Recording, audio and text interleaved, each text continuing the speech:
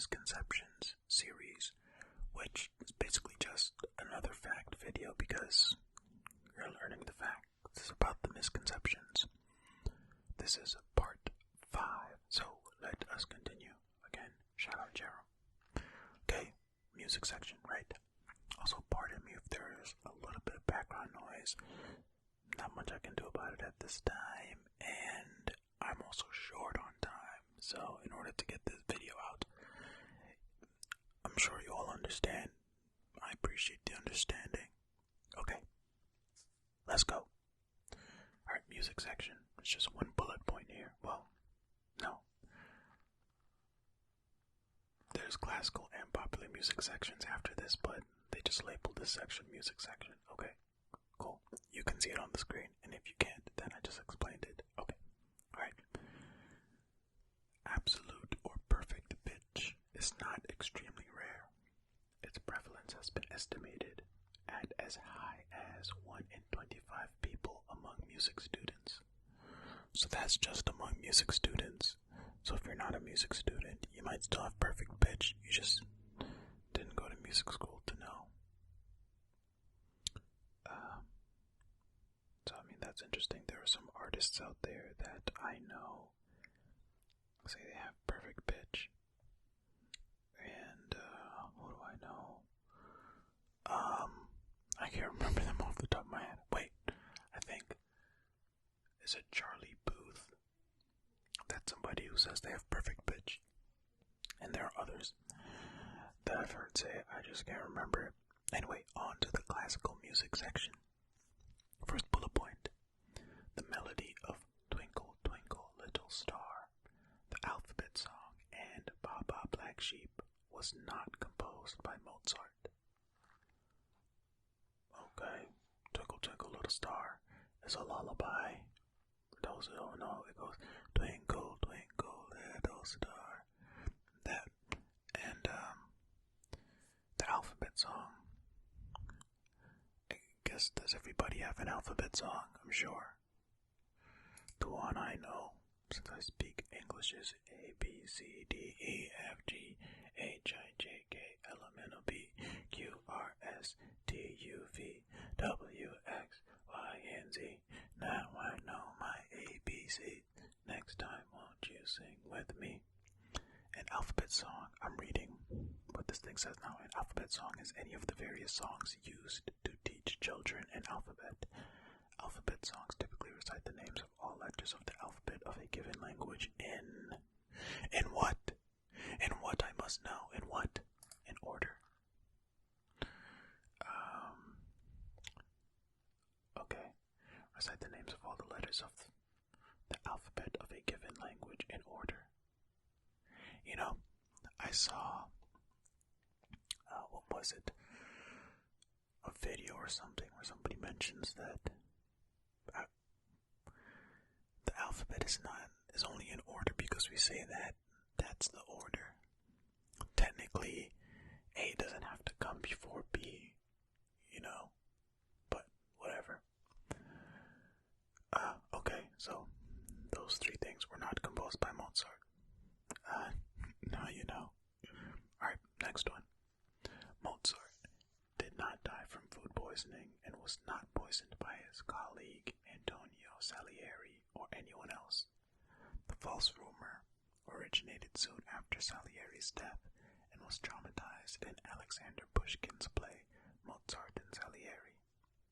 The 1984 film Amadeus also suggested Salieri's involvement in Mozart's death, but he was not shown to use poison. Wait, okay, so Salieri did do it, but just didn't poison him. What's happening here?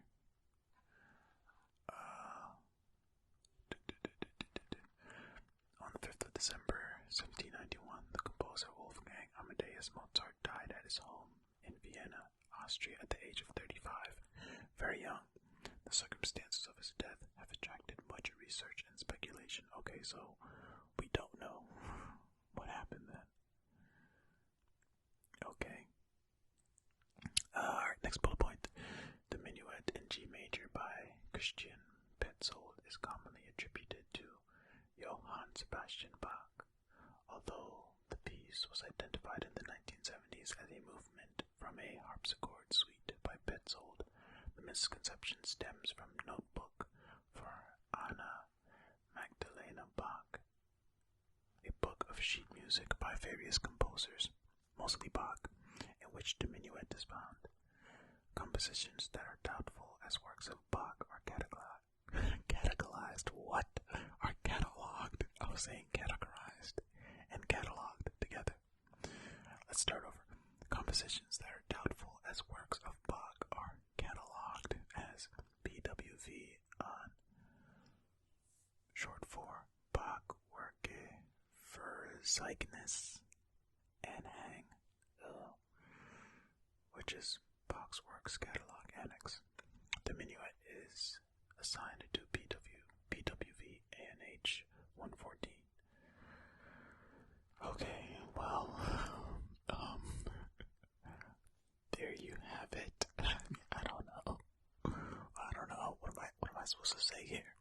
Cool.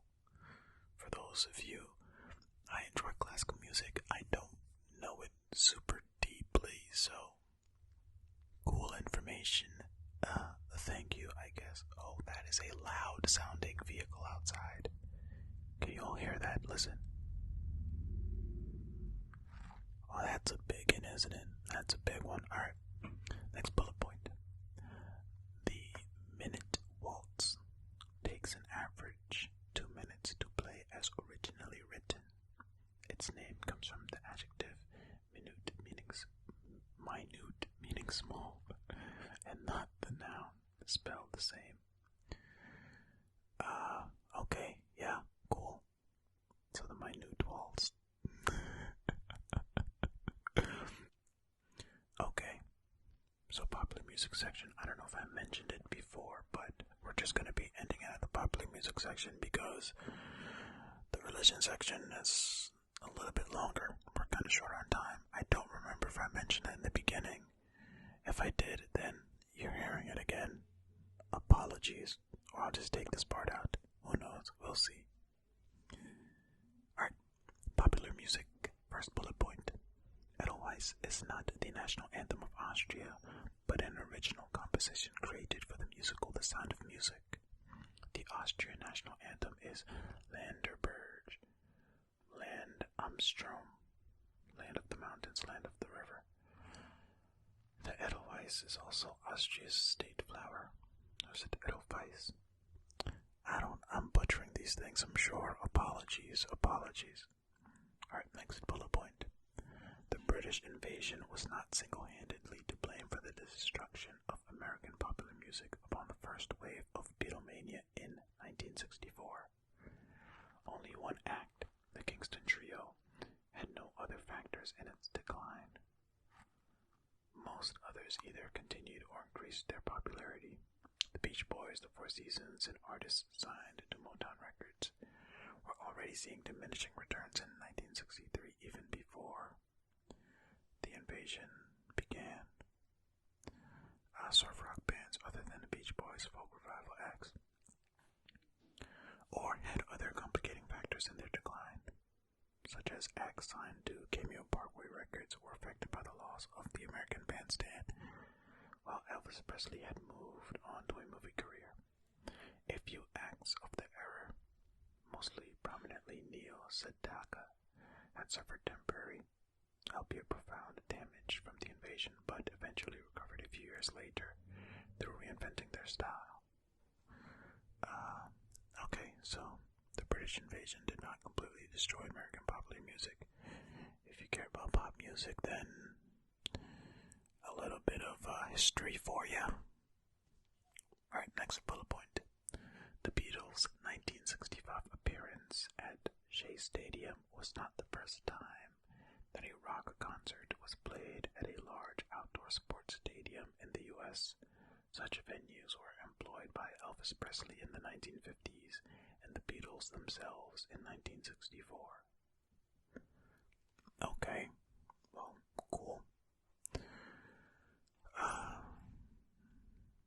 I mean, everybody knows who the Beatles are, right? British band, the Beatles. Shea Stadium is Shea Stadium was a multi-purpose stadium in Flushing Meadows, Corona Park, Queens, New York City. Built as a multi-purpose stadium, it was the home park of Major League Baseball's New York Mets for 45 seasons. Okay. Also the home of the Jets for a little bit too, which is an American football team. Alright. Next bullet point. The Beatles were not the first to experiment with sounds processed through a Leslie speaker. And a Leslie speaker is a combined amplifier and loudspeaker that projects the signal from an electric or electronic instrument and modifies the sound by rotating a baffle chamber in front of the loudspeakers. There's a picture of it right here. So the Beatles were not the first. And there you have it, in case you thought the Beatles were. They weren't. Alright. Next bullet point. The Rolling Stones were not performing Sympathy for the Devil at the 1969 Altamont Free Concert when Meredith Hunter was stabbed to death by a member of the local Hells Angels chapter that was serving as security.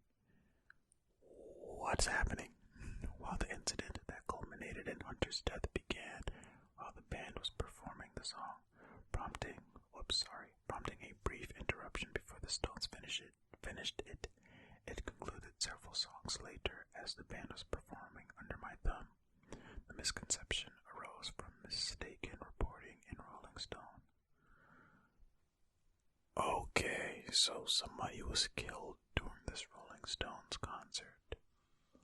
Okay, that's very wacky and unfortunate.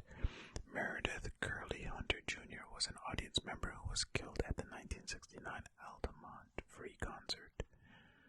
During the performance by the Rolling Stones, Hunter approached the stage and was violently driven off by members of the Hells Angels Motorcycle Club who agreed to serve as, I want to read this more. Who agreed to serve as security. He subsequently returned to the stage, drew a revolver, and was stabbed and beaten to death by Hells Angel Alan Pissarro. Oh no.